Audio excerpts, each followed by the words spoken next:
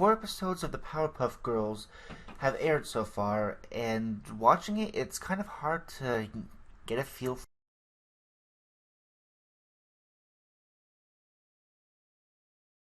for the show.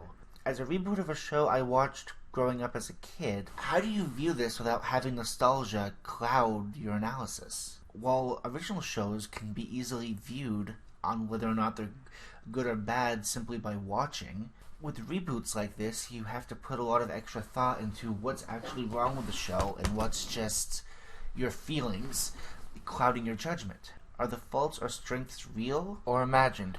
It's probably going to take more episodes to have any idea if it's good or not. So far, it just seems kind of bland.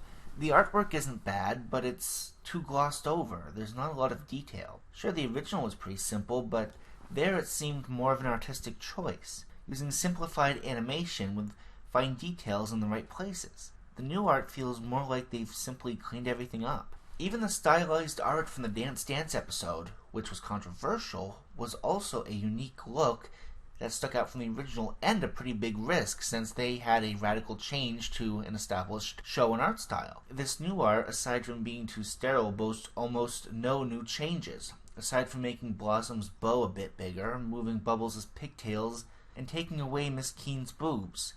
I know that's kind of a weird thing to bring up, but they're just gone. Until I see any other evidence, I'm going to assume she had a double mastectomy, because it's the internet and everything has to be grim and dark because we don't have any better ideas. As for storytelling, they don't even feel like Powerpuff Girls episodes.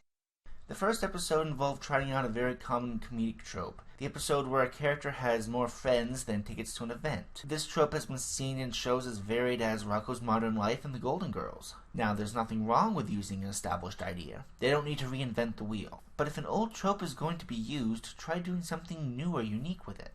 In Rocko, since he couldn't decide on a friend, had a breakdown and tore the tickets up. In The Golden Girls, Sophia had the tickets and left the other 3 to wait in county jail, falsely accused of prostitution. I miss The Golden Girls.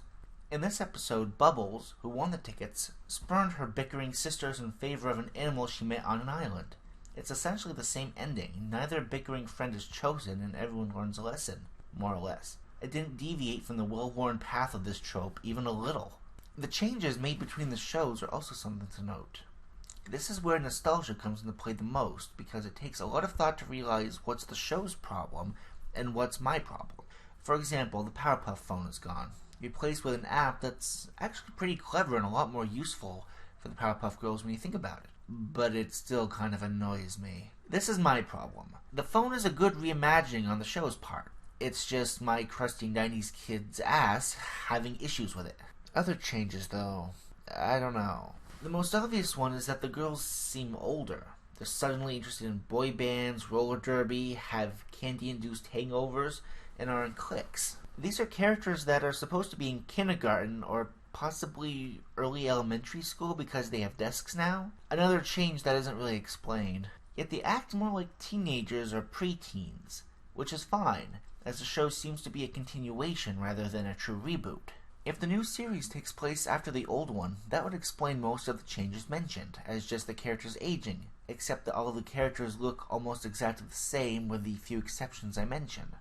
Aside from the characters acting different, it also explains how powers introduced in the first series are present and why the show doesn't introduce or explain any of the characters. It's assumed that the audience is already familiar with the previous iteration of the show that further explanation isn't needed. This is fine for viewers who watch the original show, but what about younger viewers? You know, the people the show was made for. I mean, sure, those of us who watched the original show know all about Princess Morbucks, the Gangrene Gang, or that weird family that lived next door to the Powerpuff Girls, and over the course of 2 episodes were slowly driven mad until they became a family of supervillains trying to destroy them. That was a fun episode. But you know what? New viewers don't know anything about this. Since the target demographics are girls aged 8 to 14, presumably, in the last episodes of the original show aired in 2004, a good chunk of their desired viewers will have been born after the show stopped airing. They could always catch up through Netflix, of course, but if homework is needed to understand a new show, it makes you wonder, who is it being written for? And that just might be the biggest takeaway from the show. The writers have said that they wanted to focus less on monsters and fighting and more on everyday situations. So that suggests that fans of the original show are not the target demographic, which is fine.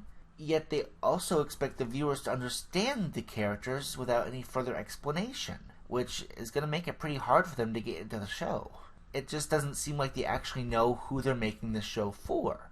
In between that confusion, the rather bland art and uninspired storytelling, I'm just not sure what the point of this is. Now, we're only 4 episodes in, and this could very easily prove me wrong, but if it is, I hope it starts soon, because so far the first impression was not a strong one. Thank you for listening.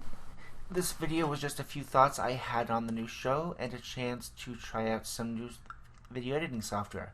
Plus, I've always wanted to make these types of videos, and I'm planning on making some more, likely incorporating actual clips instead of just stills, but with all the copyright things going on these days, who knows. Thank you for your time, and I'd like to end with the ancient YouTube prayer of like, comment, and subscribe.